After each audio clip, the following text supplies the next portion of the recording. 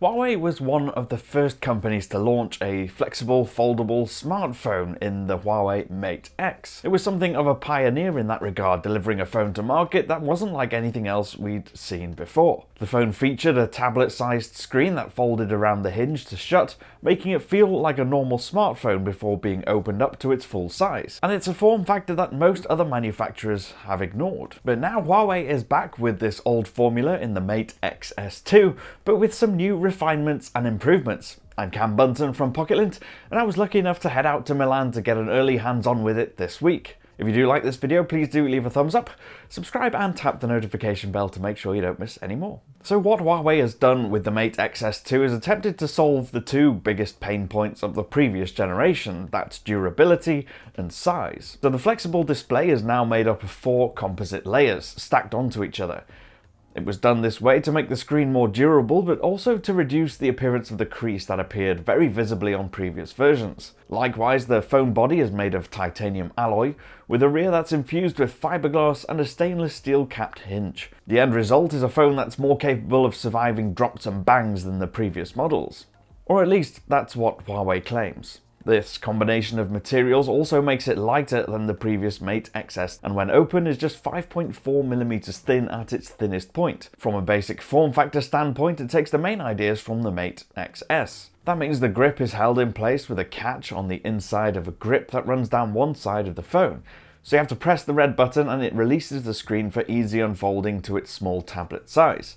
This same grip is where you'll find the 3 cameras stacked vertically in a line, and it makes for a convenient place to hold the phone in one hand. In some ways, this approach reminds me a little bit of the Kindle Oasis. It's got that narrow grip on one side, and the rest is a flat, skinny device that's mostly all screen. On the whole, it feels like a decent device, and based on the little time we've had with it so far.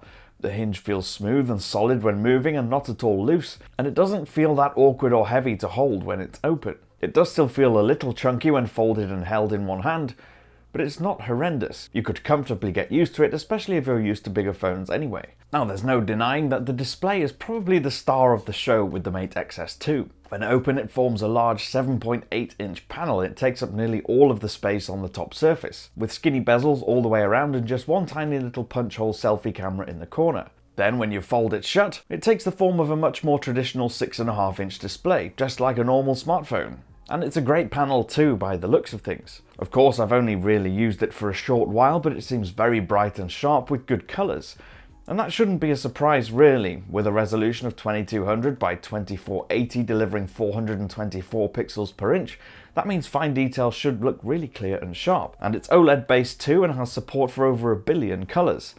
Combined, that should mean excellent colour coverage and generally all-round vibrant images with high contrast and really dark inky black levels. What's more, it's capable of reaching 120Hz refresh levels. And that should mean animations in the interface are lovely and smooth, and they certainly seemed to be when we were playing with it. Now, if there's one part of the spec sheet that may seem a little underwhelming to some, it's the hardware and performance, because it's using an older Snapdragon 888 processor, but the 4G version, so you don't get 5G. But it is the flagship processor from last year, and while that might be a turn-off for some, especially considering how much this phone costs, it still should mean it's a fast experience. Plus, the battery inside does seem quite small for a phone this large at 4600 mAh, so powering that big, bright and sharp display could drain that quite quickly. Although, again, we do need to test it more to see how it performs, because Huawei's often been great at battery optimization in the past, delivering battery life that's seemingly beyond what its batteries should manage. And there's always fast charging to fall back on, which in this case is Huawei's 66-watt supercharge.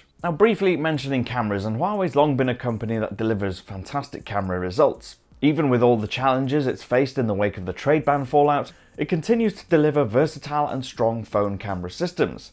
With the Mate Xs2, you get a triple system made up of the usual primary, which is 50 megapixels, the ultra-wide, which is 8, and the telephoto zoom with 3 times optical, which is 13 megapixels. Combined with some of Huawei's advanced image processing capabilities, the promise is photos with true-to-life but bright and vivid colours. Of course, without having tested it fully, we can't say whether that's the case or not. But based on some of our early hands-on time and some quick shots that we did, it certainly seems like a strong all-round offering. Now overall, as first impressions go in a market of folding book-style phones and flip phones, the Huawei Mate X2 has managed to stand out. Huawei stuck with an older form factor, one not tried by its competitors, and then made it better and put some great hardware in it.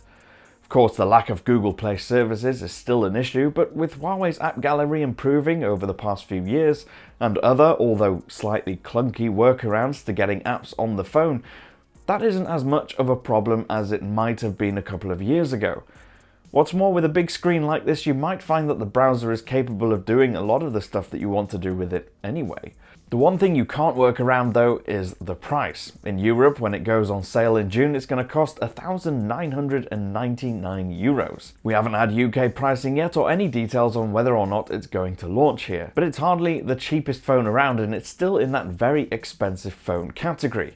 So let me know what you think of the Mate XS2. Is this the foldable phone you've been waiting for, or is it just too much of a risk without all the Google Play services installed? Let me know in the comments or get me on Twitter. I'm at Cam Bunton. If you did like this video, please do leave a thumbs up, subscribe and tap the notification bell, and I'll see you in the next one. Bye for now.